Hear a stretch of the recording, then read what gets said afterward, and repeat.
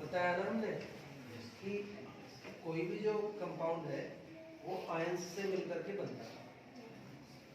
एक मेटल होगा, एक नॉन मेटल होगा।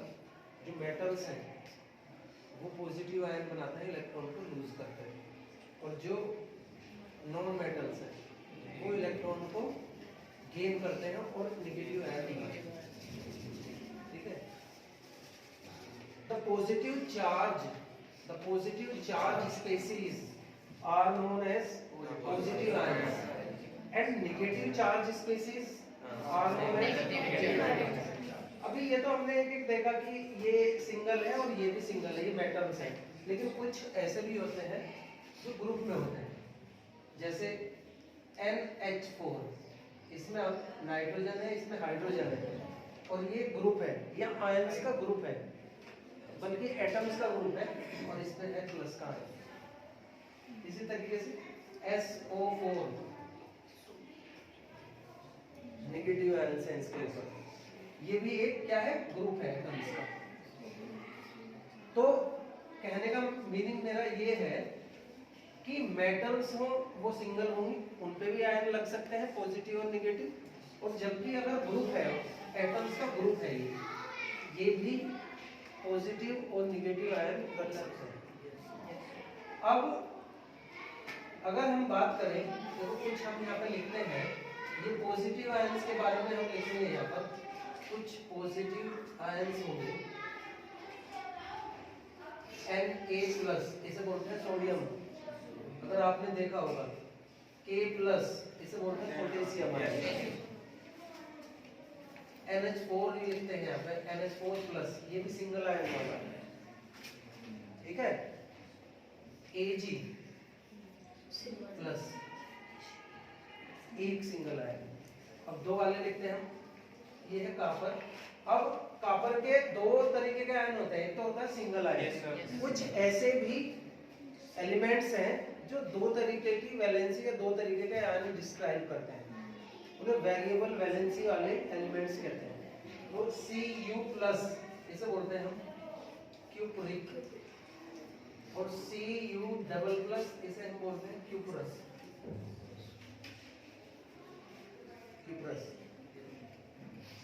और है कैल्शियम है, कैल्शियम के दो आयन होंगे।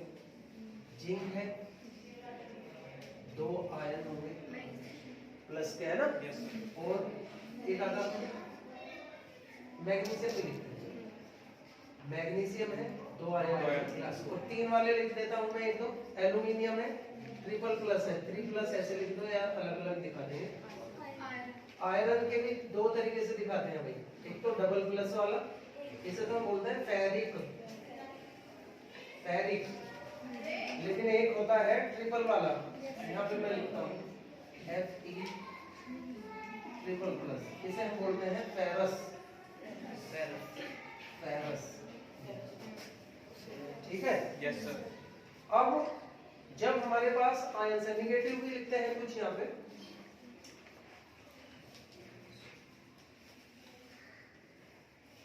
ये दोनों चीजें याद करना बेहद इंपॉर्टेंट है। अगर आपको केमिकल फॉर्मूला फॉर्मेशन आना चाहिए तो ये दोनों चीजें पहले आनी चाहिए।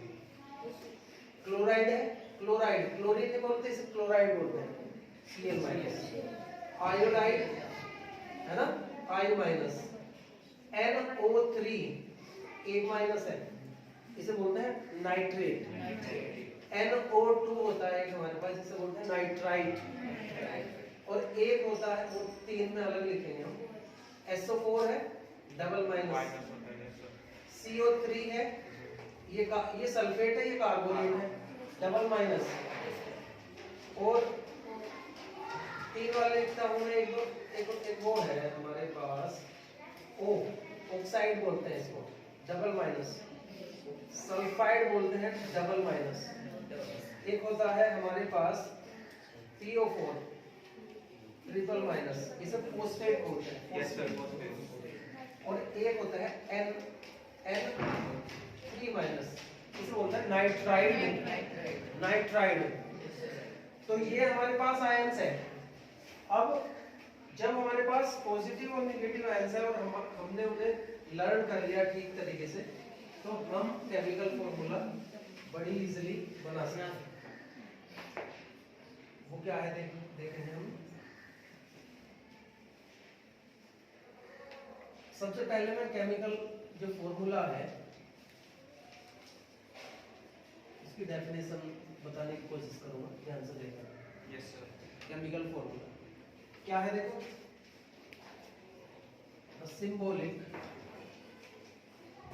रिप्रेजेंटेशन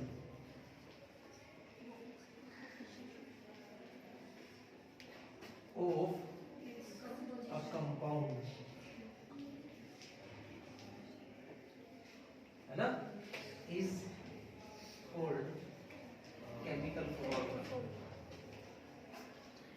केमिकल फॉर्मूला किसी भी कंपाउंड की को सिंबॉलिक अगर रिप्रेजेंट कर दे, सिंबल लिख दो उसकी कंपोजिशन का भी हमें पता लग जाएगा और वो क्या है उसका भी हमें पता लगेगा, तो it is called chemical formula. जब हमें केमिकल फॉर्मूला बनाना है इसमें इनऑर्गेनिक कंपाउंड्स में, इन्हें बोलते हैं इनऑर्गेनिक कंपाउंड, जो मैं बताऊंगा, अगर इसमें हमें फॉर्मूला बनाना है तो एक तो हमें पॉजिटिव आयन चाहिएगा और एक नेगेटिव आयन चाहिएगा।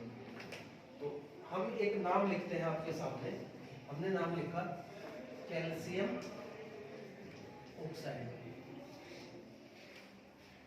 है ना, and we have to write the formula, हमें लिखना है।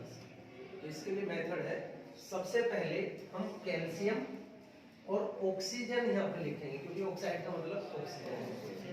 कैल्शियम के जो आयन्स हैं उसके सामने हमें लिखने हैं, इसके प्लस 2 आयन है, इसके माइनस के 2 आयन।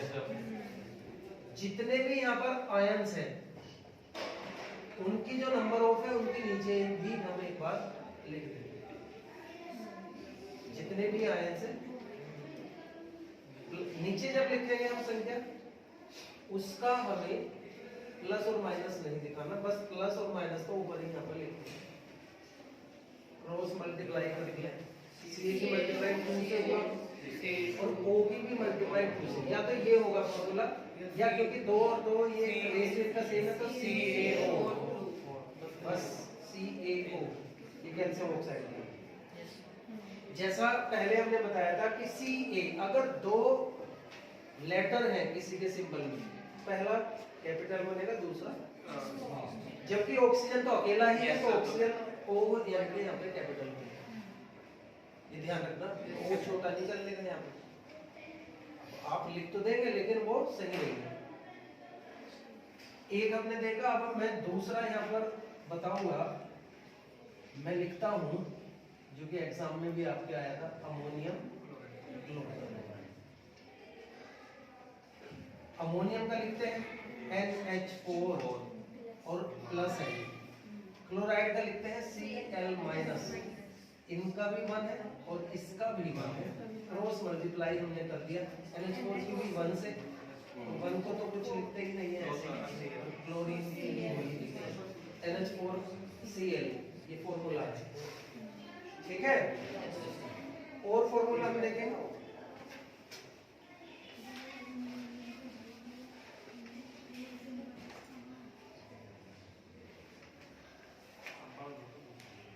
यहाँ पे बनाते हैं या नहीं बनाते,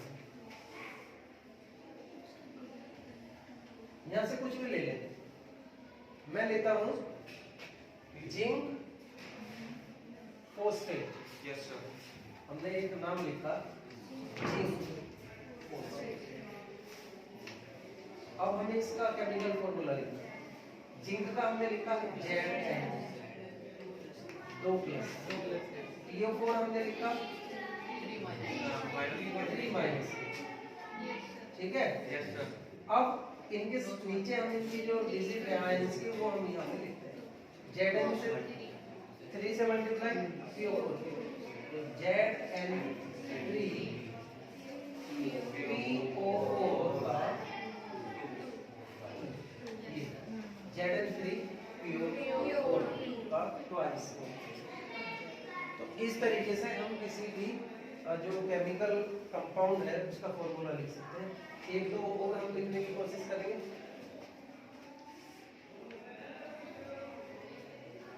अब हम लिखते हैं एल्यूमिनियम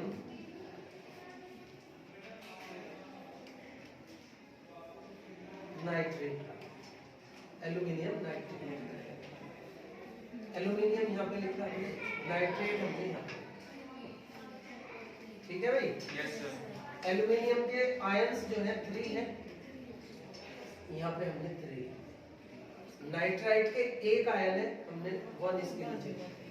एल्यूमिनियम की मल्टीप्लाई 1 से NO3, तो Al के 1 से तो Al ही है। Yes sir. NO3 की जो मल्टीप्लाई हुई है NO3 की 3 से, NO3 ब्रैकेट में इस तरीके से, यस सर। जब कोई भी ग्रुप होगा एटम का तो उसे हमें ब्रैकेट में बंद करना होता है। जैसे PO4 एक ग्रुप है, Zn अकेला ही है, Zn ग्रुप नहीं है एटम का, अकेला ही एलिमेंट है, तो इसके सामने तो हमने Zn3 लिख दिया। लेकिन PO4 P और ऑक्सीजन का ग्रुप है, इसलिए हमने इसे ब्रैकेट में बंद करा। ऐसे ही यहाँ पे हमने बंद करा, N नाइट्रोजन और ऑक्सीजन है, एल्यूमिनियम अकेला ही है। तो जहां ग्रुप होगा वो ब्रैकेट में हमें बंद करना है, चाहे वो पहले वाला हो पॉजिटिव आयन हो चाहे वो नेगेटिव। यहाँ पे हमने देखा था हालांकि अकेला ही था, एक मैं दिखाता हूँ आपको।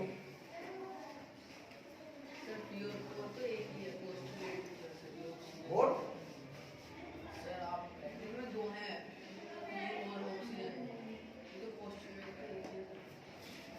तो एक तो फॉस्फोरस है PO4 में, ये रहा, और एक ऑक्सीजन है, दोनों ही होंगे। हाँ ये जिंक का दिल है, ये फॉस्फोरस अलग है ऑक्सीजन अलग है, तो ये फॉस्फोरस और ऑक्सीजन का एक ग्रुप है, इसलिए मैं कह रहा हूँ। और लिखेंगे हम यहाँ पे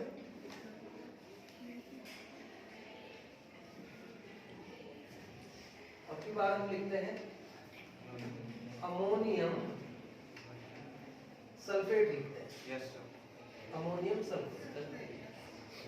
अमोनियम का क्या है, अभी हमने बताया आपको NH4 1+ है, और ये 1 जो इसके आयंस हैं वो हमने यहाँ पे लिखे। जो सल्फेट है इसके डबल माइनस के आयन है, ये हमने यहाँ पे इसके। अब हमें क्या करना है, मल्टीप्लाई करनी है NH4 की 2 से, SO4 की 1 से। NH4 एक ग्रुप है, इसलिए हम इसे क्या करेंगे, ब्रैकेट में बंद करेंगे। सल्फेट भी ग्रुप है पर एक ही है, तो इसे दो कर दो हमने यहाँ पे, ठीक है? Yes sir. और एक देखते हैं, हम लिखते हैं सोडियम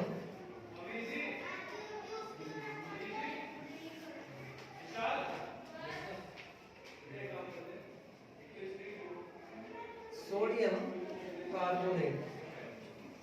अब की बात है हमारे पास सोडियम कार्बोनेट। सोडियम का हमने लिखा Na, 1+ है, 1+ जो आयन है इसके नीचे लिखेंगे। कार्बोनेट का होता है भाई CO3, और इसके होते हैं 2- के, 2 इसके नीचे हमने लिखे, Na की 2 से और CO3 की 1 से, Na2CO3, ये यहाँ पे इसका फॉर्मूला है। ध्यान हमें ये रखना है जब हम किसी का भी फॉर्मूला लिखेंगे, जो जैसे अभी हमने C और O अलग अलग है, कार्बन और ऑक्सीजन।